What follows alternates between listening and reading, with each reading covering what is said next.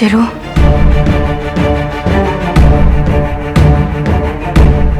ಚಿರುನ ನಾನು ಉಳಿಸ್ಕೊಂಡೆ ಅಲ್ವಾ? ಚಿರು ನಾನು ಬಿಟ್ಟು ಹೋಗಿಲ್ಲ ಅಲ್ವಾ?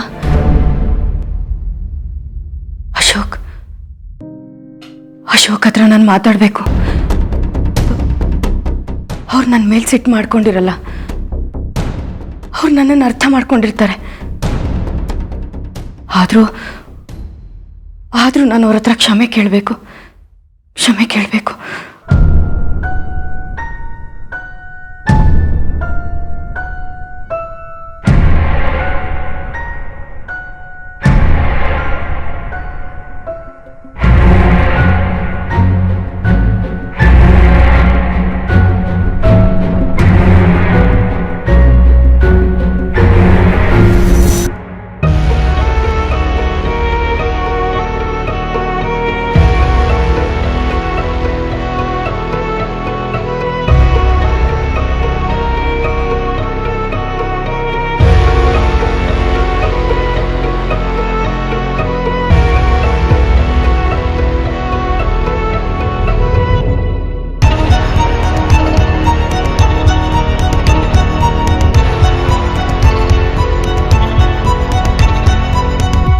ಯಾಕದ್ಕೆ ಹಾಗೆ ನೋಡ್ತಿದ್ದೀರಾ? ಹುಷಾರಾಗಿದ್ಯಾ ಆರ್ತಿ? ನನ್ಗೇನಾಗಿತ್ತು ಅದಕ್ಕೆ? ನಾನು ಚೆನ್ನಾಗೇ ಇದ್ದೀನಿ. ನಿಜವಾಗ್ಲೂ ಚೆನ್ನಾಗಿದ್ಯಾ? ಹಾಂ, ಚೆನ್ನಾಗಿದ್ದೀನಿ. ಏನು ಮಾಡ್ತಿದ್ಯಾ ಇಲ್ಲಿ? ಅದು ದಾಹ ಆಗಿತ್ತು, ನೀರು ಕುಡಿಯೋಣ ಅಂತ ಬಂದೆ. ನೀರು ಕುಡ್ದ್ಯಾ? ಕುಡ್ದೆ. ಅಶೋಕ್ ಹತ್ರ ಮಾತಾಡ್ದ್ಯಾ? ಇಲ್ಲ, ಮಾತಾಡ್ತೀನಿ. ಅಶೋಕ್ ಹೇಗಿದ್ದಾನೆ ಅಂತಲೂ ಕೇಳಲ್ವಾ? ಅದಕ್ಕೆ ಅವರು ಅಶೋಕಿಗೇನೂ ಆಗಿಲ್ಲ, ಆದರೆ ಅವನು ತುಂಬ ಬೇಜಾರಲ್ಲಿದ್ದಾನೆ. ಗೊತ್ತು ಅದಕ್ಕೆ. ಅವ್ರು ಯಾಕೆ ಬೇಜಾರಾಗಿದ್ದಾರೆ ಅಂತ ನನಗೆ ಗೊತ್ತು.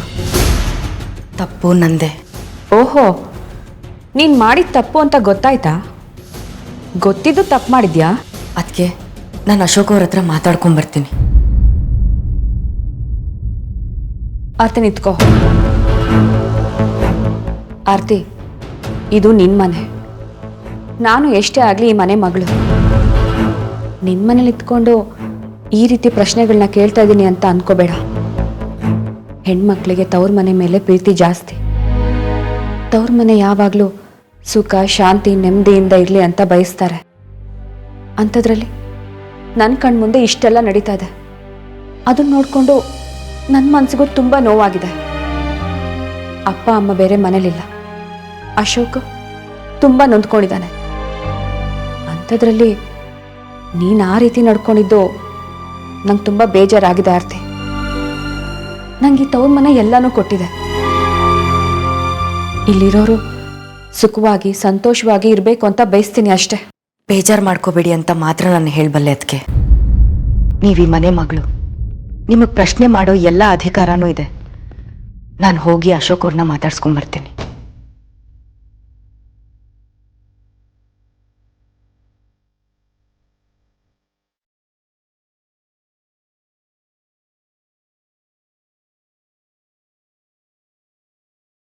ಇವಳ ಬಿಹೇವಿಯರಲ್ಲಿ ಸಣ್ಣ ಬದಲಾವಣೆ ಕಾಣ್ತಾ ಇದೆ.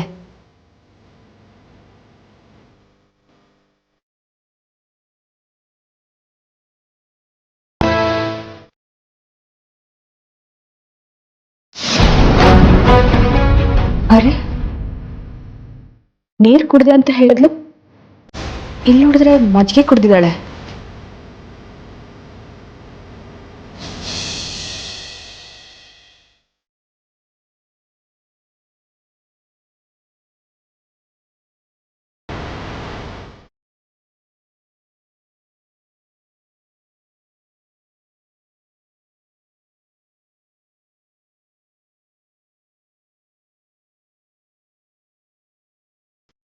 ನಾನೇ ದೊಡ್ಡ ಕ್ರಿಮಿನಲ್ ಅಂತ ಅನ್ಕೊಂಡಿದ್ರೆ ನೀನು ನನಗಿಂತ ದೊಡ್ಡ ತಿಮಿಂಗಿಲ್ಲ. ನಿನ್ನನ್ನ ಯೂಸ್ ಮಾಡಿಕೊಂಡು ನನ್ನ ಕೆಲಸ ಮಾಡ್ಕೋಬೇಕು ಅಂತ ನಾನು ಅಂದ್ಕೋತಿದ್ರೆ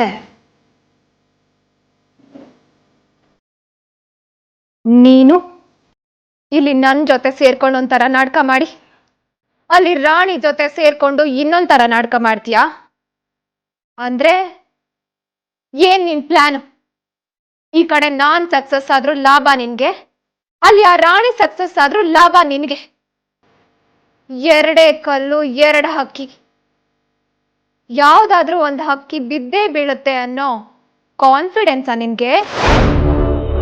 ಅಮ್ಮ, ರಾಗಿಣಿ, ಏನ್ ಮಾಡ್ತಿದ್ಯಮ್ಮ? ನನ್ನ ಶತ್ರುಗಳಿಗೆ ಹೇಗ್ ಬಾಣ ಬೀಳೋದು ಅಂತ ಯೋಚನೆ ಮಾಡ್ತಿದ್ದೀನಿ.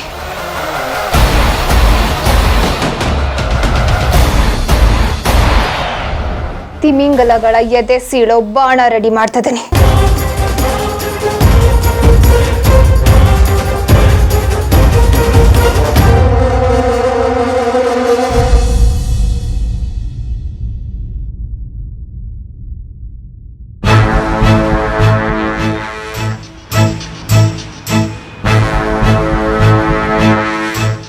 ಮಾತಂಗಿ, ಅಶೋಕ್ ಅವ್ರನ್ನ ನೋಡಿದ್ಯಾ?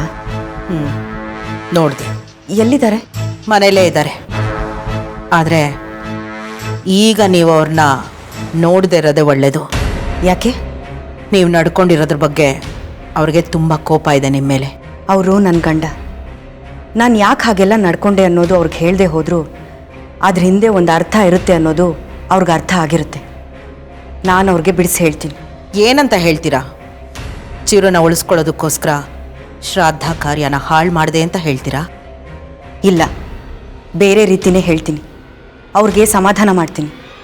ಅವ್ರು ನನ್ನನ್ನು ಖಂಡಿತ ಅರ್ಥ ಮಾಡ್ಕೋತಾರೆ. ಚಿರು ಮತ್ತೆ ಬರ್ತಾನೆ. ಬರಲಿ. ಇಷ್ಟು ದಿನ ಆಗಿದ್ದೇ ಬೇರೆ, ಇನ್ನು ಮುಂದೆ ಆಗೋದೇ ಬೇರೆ ಅಂತ ನಿಮಗೆ ಗೊತ್ತಿಲ್ಲ. ಮುಂದೆ ಹೆಜ್ಜೆ ಹೆಜ್ಜೆಗೂ ಸಮಸ್ಯೆಗಳು ಶುರು ಆಗುತ್ತೆ. ಚಿರು ನನ್ನ ಮಗ. ನಾನು ಅವನ್ನ ಎಷ್ಟು ಕಷ್ಟಪಟ್ಟು ಉಳಿಸ್ಕೊಂಡಿದ್ದೀನಿ ಅನ್ನೋದು ಅವನಿಗೆ ಚೆನ್ನಾಗಿ ಅರ್ಥ ಆಗಿರುತ್ತೆ. ಅಂದಮೇಲೆ ಅವನು ಯಾರಿಗೂ ಏನೂ ಕೆಟ್ಟದ್ದು ಮಾಡಲ್ಲ ಅನ್ನೋ ನಂಬಿಕೆನೂ ನನಗಿದೆ. ತುಂಬ ಮೂಢನಂಬಿಕೆ ನಿಮ್ಮದು. ಅವನು ಮತ್ತೆ ಬಂದು ಸುಮ್ಮನೆ ಕೂತ್ಕೋತಾನೆ ಅಂತ ಅನ್ಕೋಬೇಡಿ. ಅವನು ನಾನು ತಾಯಿ, ಅವನು ನನ್ನ ಮಗ. ಅವನಿಗೆ ನಾನು ಬೇಕು, ನನಗೆ ಅವನು ಬೇಕು.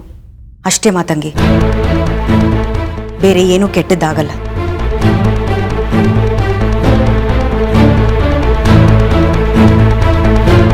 ನೀವು ಅನ್ಕೊಂಡಿರೋದಷ್ಟೇ, ವಿಷಯ ಬೇರೆನೇ ಇದೆ.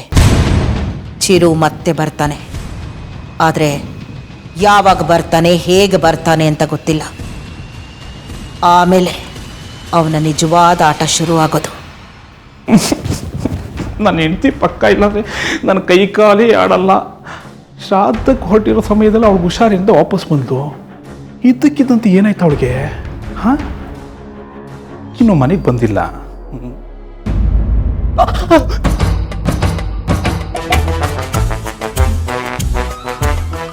ನನ್ನ ರೂಮಲ್ಲಿ ನನ್ನ ಹೆಂಡತಿ ಬಿಟ್ಟರೆ ಬೇರೆ ಯಾರಿಗೂ ಪ್ರವೇಶ ಇಲ್ಲ. ಅಂಥದ್ರಲ್ಲೂ ನನ್ನ ರೂಮಿಗೆ ಬಂದು ನನ್ನ ಮಾತುಗಳನ್ನ ಕೇಳಿಸ್ಕೊತಾ ಇರೋ ಧೈರ್ಯವಂತೆ ಯಾರದು? ಹಲೋ, ಯಾರು ಅಂತ ಕೇಳ್ತಾ ಇದ್ದೀನಿ. ನಾನು ಇಷ್ಟೊತ್ತು ಮಾತಾಡ್ತಾ ಇದ್ದೀನಿ, ಸುಮ್ಮನೆ ಕೇಳಿಸ್ಕೊಂಡು ನಿಂತಿದ್ಯಲ್ಲ.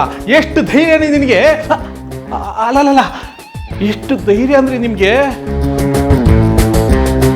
ರೆಸ್ಪಾನ್ಸ್ ಇಲ್ವಲ್ಲಪ್ಪ. ಹಲೋ, ನಿಮ್ಮನ್ನೇ ಕೇಳ್ತಾ ಇರೋದು. ತಿರುಗ್ರಿ ಈ ಕಡೆ. ಓಹೋ, ಏನು ಬೆಂದ್ ಮಾಡ್ಕೊಂಡು ನಿಂತ್ಕೊಬಿಟ್ರೆ ನಾವೇನು ಹೆದರ್ಕೊಂಡ್ಬಿಡ್ತೀವ? ಮಾತಿಲ್ಲ. ಯಾರು ನೀ? ಯಾರು? ಎಲ್ಲಿಂದ ಬಂದೆ? ಯಾರು? ಹಲೋ, ಯಾರು?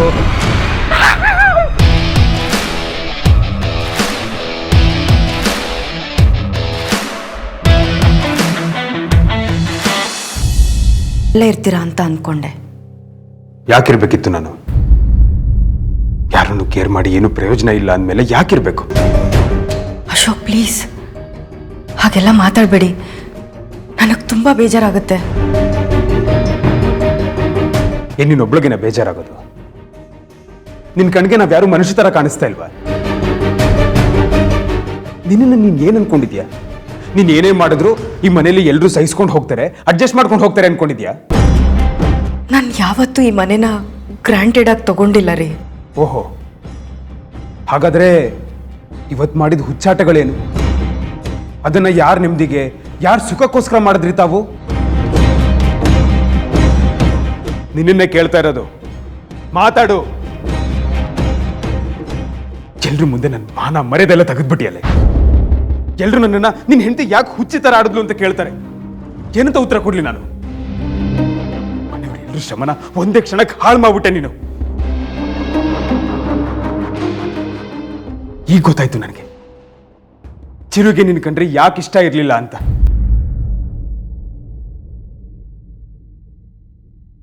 ಈ ರೀತಿ ಆಡಿದ್ರೆ ಯಾವ ಮಕ್ಕಳು ತಾನೇ ಇಷ್ಟಪಡ್ತಾರೆ?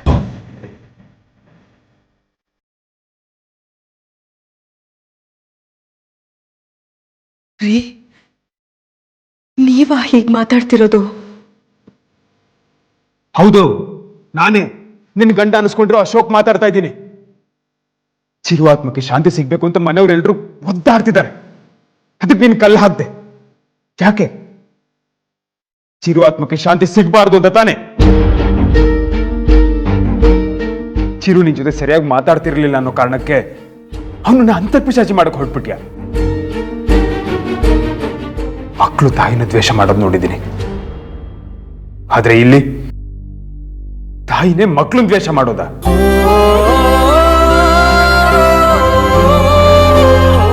ಅಶೋಕ್, ಪ್ಲೀಸ್ ದಯವಿಟ್ಟು ಹಾಗೆಲ್ಲ ಮಾತಾಡಬೇಡಿ. ನನಗೆ ಸಹಿಸ್ಕೊಳಕ್ಕಾಗಲ್ಲ. ನಿನ್ ಕಣ್ಣೀರಿಂದ ನನ್ನ ಕನ್ವಿನ್ಸ್ ಮಾಡೋದಕ್ಕೆ ಬರಬೇಡ. ಚಿರು ಶ್ರಾದ್ದನ ಹಾಳು ಮಾಡಿದ್ ಯಾಕೆ ಅಂತ ನನಗೆ ಕಾರಣ ಗೊತ್ತಾಗ್ಬೇಕು. ಎಲ್ಲದಕ್ಕೂ ರೀಸನ್ ಇರಲ್ಲ ರೀ. ಏನ್ ಮಾತಾಡ್ತಿದ್ಯಾ ಆರತಿ? ರೀಸನ್ ಇಲ್ದೆ ಆ ರೀತಿ ಆಡ್ತಾರ? ನೀನ್ ಹೇಳ್ತಿರೋದು ನಿಂಗೆ ಕನ್ವಿನ್ಸ್ ಆಗ್ತಾ ಇದೆಯಾ? ನೋಡಿ, ನನ್ನನ್ನೇನು ಕೇಳಬೇಡಿ ಪ್ಲೀಸ್. ಯಾಕೆ ಯಾಕೆ ಕೇಳಬಾರ್ದು? ನಾನೇನ್ ಕೇಳಬಾರದು ಕೇಳ್ತಿಲ್ವಲ್ಲ?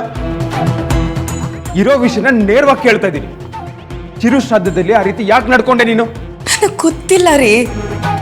ನನಗ್ ಗೊತ್ತು. ಏನು? ನಿನಗೆ ಹುಚ್ಚಿಡ್ತಿದೆ.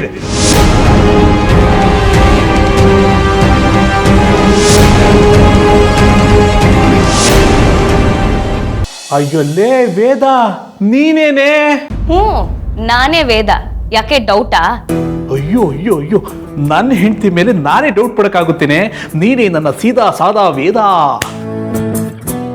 ಅದ್ ಸರಿ, ಶ್ರಾದ್ದಕ್ಕೆ ಬರ್ಬೇಕಾದ್ರೆ ನೀನ್ ತಲೆ ಸುತ್ತಿದ್ಯಂತಲ್ಲ, ಹುಷಾರಾಗಿದ್ಯಾ ತಾನೆ?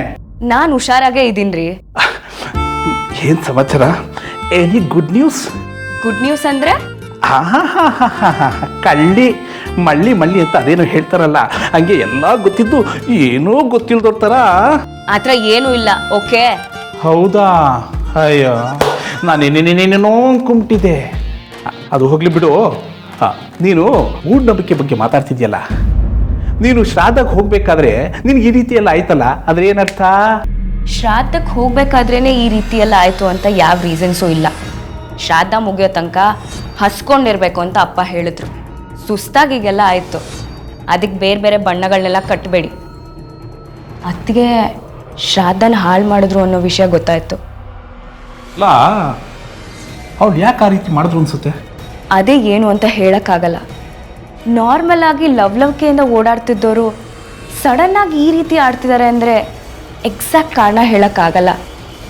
ಸ್ವಲ್ಪ ಅಬ್ಸರ್ವೇಷನ್ ಮಾಡಬೇಕು. ಶ್ರಾದ್ದ ನಿಂತೋದಿದ್ದಕ್ಕೆ ನನಗೇನು ಟೆನ್ಷನ್ ಇಲ್ಲ. ಆದರೆ ಈ ವಿಚಾರದಿಂದ ಅಣ್ಣನ ಮನಸ್ಸಿಗೆ ತುಂಬ ಬೇಜಾರಾಗಿದೆ.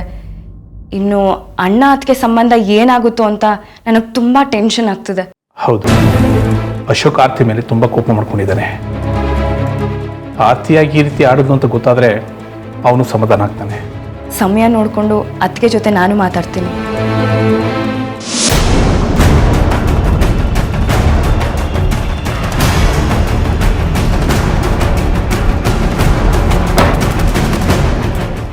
ಇಷ್ಟು ದಿನ ಕಾರ್ಯ ಆಗಿರಲಿಲ್ಲ ಅಂತ ಚಿರು ಮನೆ ಒಳಗಡೆ ಬರ್ತಿದ್ದ. ಇನ್ನು ಮುಂದೆ ಧೈರ್ಯವಾಗಿ ಮನೆ ಒಳಗಡೆ ಬರ್ತಾನೆ. ಅವನಿಗೆ ಯಾರ ಭಯನೂ ಇಲ್ಲ. ಅವನ್ನ ತಡೆಯೋಕ್ಕೆ ಯಾರಿಂದನೂ ಸಾಧ್ಯ ಇಲ್ಲ. ಇನ್ನು ಮುಂದೆ ಅವನು ಆಡಿದ್ದೆ ಆಟ, ಮಾಡಿದ್ದೆ ಹಠ.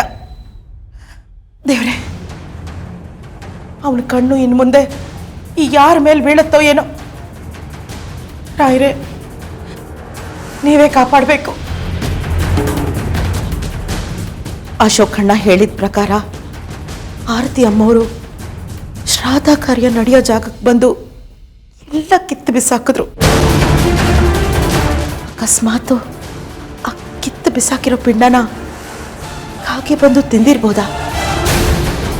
ಆತ್ಮಕ್ಕೆ ಮುಕ್ತಿ ಸಿಕ್ಕಿರ್ಬೋದಾ ಅಥವಾ ಸಿಕ್ಕಿಲ್ವಾ?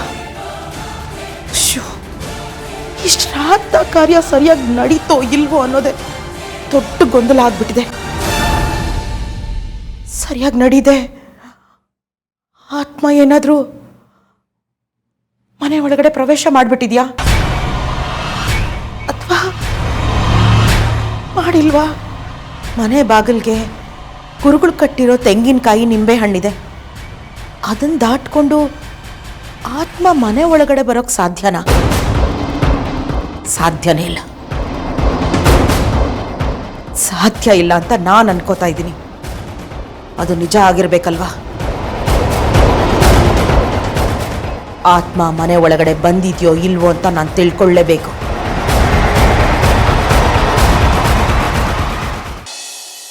ನೀವು ನನ್ನನ್ನು ಹುಚ್ಚಿ ಅಂದ್ರ? ಹೌದು, ನಾನು ಹುಚ್ಚಿನೇ. ನನ್ನ ಮಗನ ಪ್ರೀತಿ ಬೇಕು ಅಂತ ಹಂಬಲಿಸ್ತಿದ್ದೀನಲ್ಲ, ನಾನೊಬ್ಳು ಹುಚ್ಚಿನೇ. ಇದು ನನ್ನ ಮನೆ, ಈ ಮನೇಲಿರೋರೆಲ್ಲ ನನ್ನೋರು. ಈ ಮನೇಲಿರೋರ್ಗೆ ಯಾರಿಗೂ ಏನು ಆಗ್ಬಾರ್ದು ಅಂತ ಕಣ್ಣಲ್ಲಿ ಕಣ್ಣಿಟ್ಟು ನೋಡ್ಕೊತಿದ್ದೀನಲ್ಲ, ಅದಕ್ಕೆ ನಾನು ಹುಚ್ಚಿನೇ. ಈ ಮನೆಗೆ ಯಾವ ಕೆಟ್ಟ ಕಣ್ಣು ಬೀಳಬಾರ್ದು ಅಂತ ಕೇರ್ ತಗೋತಿದ್ದೀನಲ್ಲ, ಅದಕ್ಕೆ ನಾನು ಹುಚ್ಚಿನೇ. ನನ್ನ ಪ್ರಶ್ನೆಗೆ ಇದು ಉತ್ತರ ಅಲ್ಲ. ನಿನ್ನ ಮದುವೆ ಮಾಡ್ಕೋಬೇಕಾದ್ರೆ ನಿನ್ನ ಭಾವನೆಗಳನ್ನ ಹೇಳ್ದೆ ನಾನು ಅರ್ಥ ಮಾಡ್ಕೊತೀನಿ ಅಂತ ಹೇಳಿದ್ದೆ. ಆದ್ರೆ ಈಗ ನಿನ್ನ ತಲೆಯಲ್ಲಿ ಏನೇನು ಯೋಚನೆಗಳು ಬರ್ತಾ ಇದೆ ಅಂತಾನೆ ಕಣ್ಕೊಳಕ್ಕಾಗ್ತಿಲ್ಲ ನನಗೆ. ನೋಡಾರ್ತಿ, ಹೆಂಡತಿ ಆದವಳು ಗಂಡನ್ಗೆ ಅರ್ಥ ಆಗೋದು ಇಷ್ಟೊಂದು ಕಷ್ಟ ಆಗಬಾರ್ದು. ಇವತ್ತು ನಿನ್ನ ಆಡಿದ್ ನೋಡಿದ್ಮೇಲೆ ನಾಳೆ ಏನೇನು ಅನಾಹುತ ಆಗುತ್ತೆ ಅಂತ ನನಗೆ ಭಯ ಆಗ್ತಿದೆ. ಏನ್ರಿ ಅನಾಹುತ ಮಾಡ್ತಾ ಇದ್ದೀನಿ ನಾನು? ಯಾಕ್ರಿ ನನ್ನ ಮೇಲೆ ಅಷ್ಟೊಂದು ಅನುಮಾನ ನಿಮ್ಗೆ? ನಾನು ನಾರ್ಮಲ್ ಆಗೇ ಇದ್ದೀನಿ. ಇಲ್ಲ, ನೀನು ನಾರ್ಮಲ್ ಆಗಿಲ್ಲ. ನಿನ್ನ ಮಾತುಗಳು ಯಾವುದು ನನಗೆ ಅರ್ಥ ಆಗ್ತಿಲ್ಲ. ನಿನ್ನ ಬಿಹೇವಿಯರ್ ನನಗೆ ವಿಚಿತ್ರ ಅನಿಸ್ತಾ ಇದೆ. ನೀನು ನನ್ನ ಆರ್ತಿನೇ ಅಲ್ಲ. ಅಶೋಕ್, ಯಾಕೆ ಈ ರೀತಿ ಮಾತಾಡ್ತಿದ್ದೀರಾ? ಯಾಕೆ ನನಗೆ ಚಿತ್ರ ಹಿಂಸೆ ಕೊಡ್ತಿದ್ದೀರಾ? ನಾನು ಬದಲಾಗಿಲ್ಲ ಅಶೋಕ್. ನಾನು ನಿಮ್ಮ ಆರ್ತಿನೇ. ನಾನು ನಿಮ್ಮ ಮನೆ ಸೊಸೆ ಆರ್ತಿನೇ. ಪ್ಲೀಸ್ ಅಶೋಕ್, ಪ್ಲೀಸ್ ನನ್ನ ನಂಬಿ. ಪ್ಲೀಸ್ ನನ್ನ ನಂಬಿ.